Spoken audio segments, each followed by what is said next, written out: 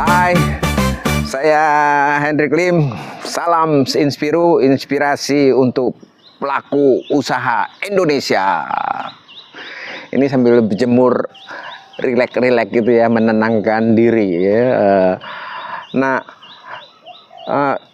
Beberapa kali saya ditanya, itu bagaimana sih Pak supaya kita tuh punya inspirasi atau ide-ide untuk mengembangkan usaha, mempertahankan usaha, meningkatkan omset gitu. Itu gimana supaya ide atau inspirasinya itu bisa muncul ngalir kayak sungai yang mengalir gitu, itu gimana caranya? Saya pikir gitu. Kadang-kadang jawabannya muncul, kadang-kadang tidak, gitu. Tapi saya perhatikan ada polanya. Nah, mungkin ini polanya bisa kita coba adopsi dan kita tumbuh kembangkan. Satu, perhatikan kalau kita lagi tenang, ya, lagi mandi, itu ide suka muncul. Lagi duduk di ini, jalan-jalan di taman gitu ya, kita ke sana ke sini, itu ide-ide bisa muncul gitu kan. Jadi satu, harus tenang. Kalau bisa itu jalan-jalan. Nah, jalan-jalan ke sana kemari, lihat ke pantai atau kemana lah. Tidak harus yang jauh ya, yang penting bisa tenang pikiran. Nomor dua, nah ini teori dagang kuno, ini harus didengarkan baik-baik. Kok perlu dipraktekkan ya. Orang itu idenya akan tidak habis-habisnya kalau dia tertarik pada sesuatu, ya, bukan membuat dirinya menarik, itu penting, tapi dia tertarik dengan sesuatu. Nah, katanya kan gini, kalau kita tertarik sesuatu, ya, kalau kita tertarik sesuatu, itu mata kita terbuka lebar. Itu iming-iming kaum pedagang ya, ke anak-anaknya itu, kalau kita tertarik sesuatu, mata kita terbuka lebar. Apa maksudnya?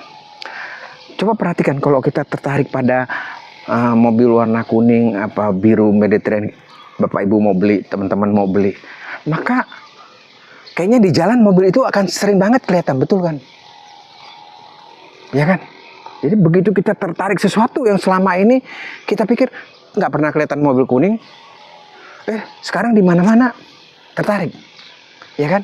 Jadi kalau kita tertarik sesuatu, otak kita akan terbuka, mata kita terbuka jadi lebar, kita akan melihat hal-hal yang tidak kita lihat. Jadi very important, be interested, tertariklah kepada produk atau jasa yang kita jual. Tertarik, jatuh cinta dengan produk itu. Bahkan kalau perlu kita begitu kesengsem, kita menjadi pembeli yang pertama. Kalau kita menjadi pembeli yang pertama dan happy buyer, kita bisa menularkan itu pada orang lain, ya kan? Makanya kalau kita buka usaha, buka toko, buka pabrik, buka jual apalah grosir, nomor satu harus tertarik dengan konsumen, tertarik dengan produknya, gitu. Saya bisa senyum, kan ada tuh ungkapan peribahasa, jangan buka toko kalau tidak bisa senyum, ya kan? Lebih bagus lagi senyumnya giginya bersih, ya kan? Digosok. Tapi maksudnya apapun senyumnya senyum, karena senyum itu bahasa dunia kan, gitu, semua orang mengerti, tidak perlu penterjemah.